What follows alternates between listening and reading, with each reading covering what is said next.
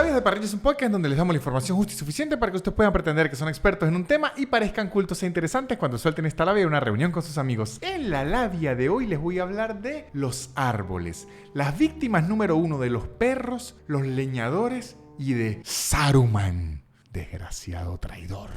Así es, amiguitos, hoy conoceremos todo lo que necesitamos saber sobre este noble amigo que nos cubre de la lluvia y ayuda a los psicólogos a saber cómo nos tratan en la casa cuando nos piden dibujar un árbol de niños. Con que tu papá te pega. No, yo solo quería dibujar este árbol, pero sí me pega. Y también conoceremos parte de la letra del himno del árbol, porque si algo me enseñaron a mí de niño fue el himno del árbol, yo no sé por qué, así que al árbol debemos solícito amor, jamás olvidemos que sobra de Dios.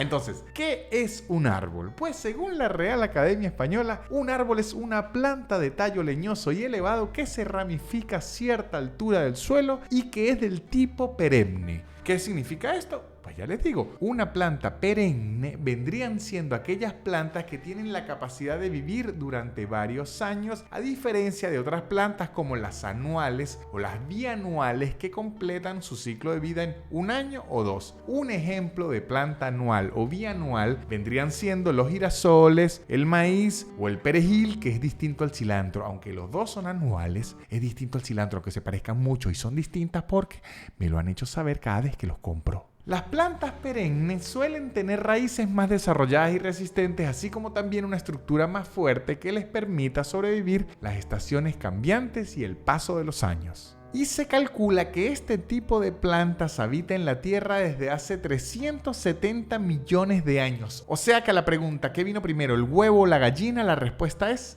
el árbol.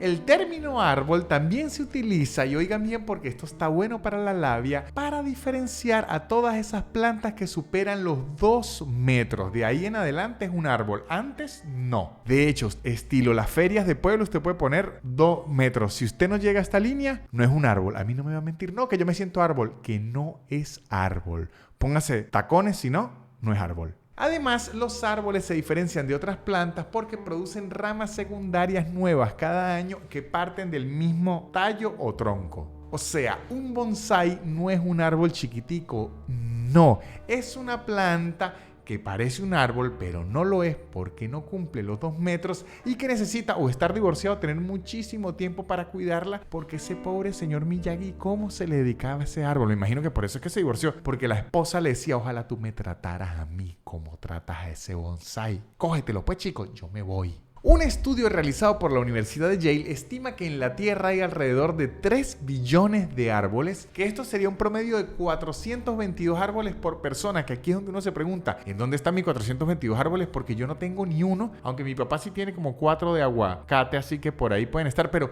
¿en dónde están esos árboles? Esos árboles están en su mayoría en las selvas, específicamente el Amazonas. Pero, de igual forma, no crea que con mucha felicidad decimos tenemos 422 árboles por persona. No, porque cada año se pierden 15 millones de árboles. Y es que desde que comenzó la civilización humana, la cantidad de árboles se redujo un 46% de lo que habían.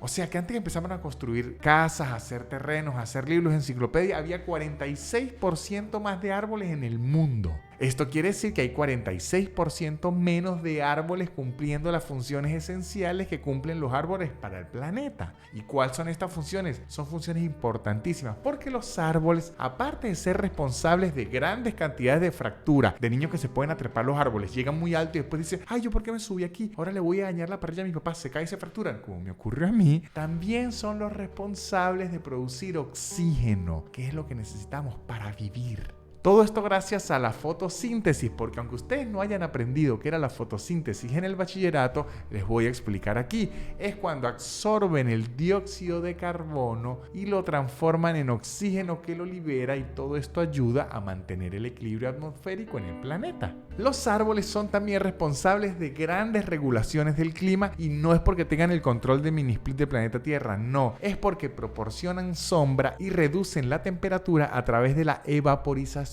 del agua en sus hojas. Y también pueden actuar como cortavientos en lugares donde hay mucho viento, que ayudan a moderar los efectos de las ráfagas de viento en las zonas, las vegetaciones y los animales. Ojo, y también forman parte del ciclo del agua, porque como ustedes sabrán, el agua tiene más ciclos que una discografía de Taylor Swift. En el caso de los árboles, el ciclo del agua empieza cuando las raíces absorben el agua del suelo y luego es liberada a la atmósfera a través de la transpiración de los árboles, o sea, sudor. ¿Qué quiere decir?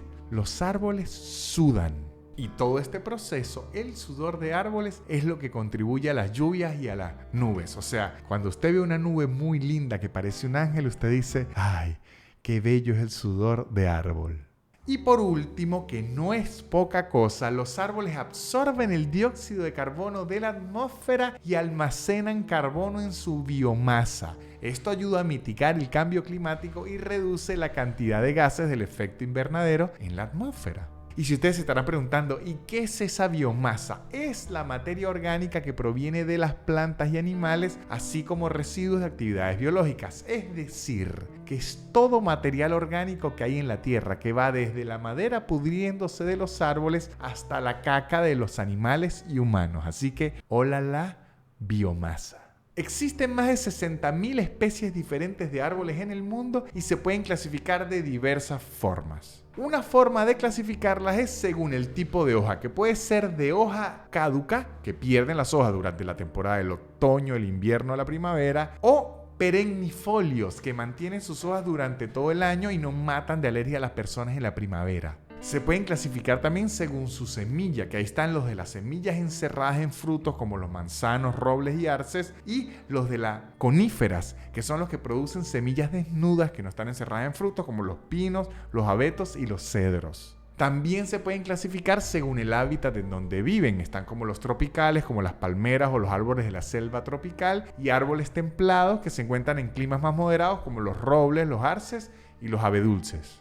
Y finalmente también se pueden clasificar sobre el uso que se les da. Está un ejemplo, los árboles frutales, que como dice su nombre, son los que producen frutas comestibles como los manzanos, los naranjos y los mangos, que por si no quedó obvio, los manzanos dan manzanas, los naranjos dan naranjas y los mangos dan dolores de cabeza, porque después cuando cae todo ese manguerío y uno no se lo comió, se pudre todo el piso y se llena eso de mosquitos. Pero bueno, es otra historia. Y también están los árboles maderables, que son los que se cultivan principalmente para madera, como el pino, el roble y el cedro. Como pueden ver, los árboles tienen más formas de clasificarse que un equipo de la Conmebol al siguiente mundial. Así que yo por eso espero que la Vinotinto por favor clasifique, porque hay como 10.000 formas de clasificar. O sea, si para este mundial no vamos, ya no vamos a ir nunca.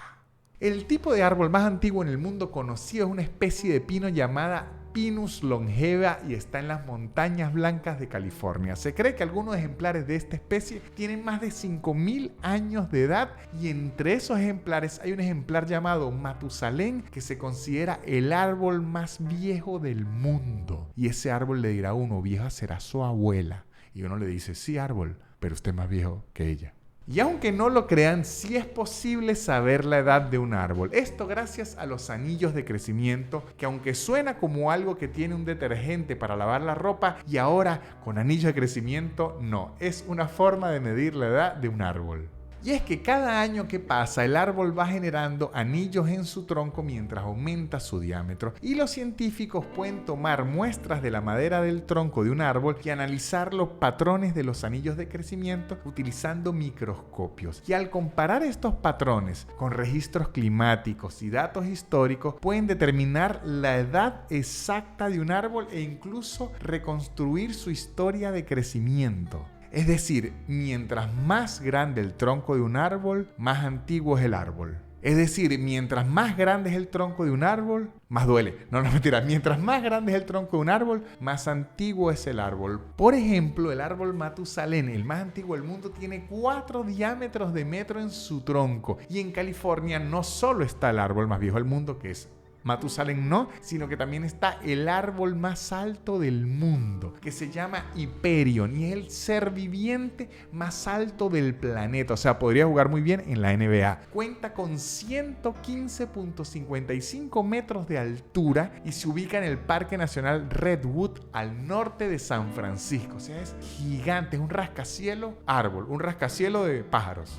Los árboles necesitan alrededor de 2.000 litros de agua cada año y sin embargo eso es solo un 10% de lo que necesitan para vivir, porque el 90% de lo que necesitan para vivir es aire, cosa que con la inflación que hay en este país uno quisiera, concha, le quisiera vivir 90% de aire y ahí me rinde el mes. Un dato muy interesante, perturbador y a la vez triste es que los árboles se pueden comunicar entre ellos. Los árboles se comunican por debajo de la tierra y en ocasiones debajo del agua, creando conexiones a través de sus raíces y en los hongos que tienen para transmitirse nutrientes. Al mismo tiempo emiten una especie de movimiento eléctrico que se comunican entre ellos y así, oigan bien, los árboles emiten una especie de alarma para informarle a los demás árboles que hay una existencia de peligro. O sea, ellos se dirán, viene un perro a orinarme, cuidado, cuidado, me está orinando. La especie más antigua de árbol localizada en la Tierra es la guatiesa, hallada en un fósil en Nueva York y se calcula que existió hace 370 millones de años. Ojo, y no hay árboles que tienen esa edad, no es por culpa de la edad, porque los árboles no mueren de viejos, no existe la muerte de un árbol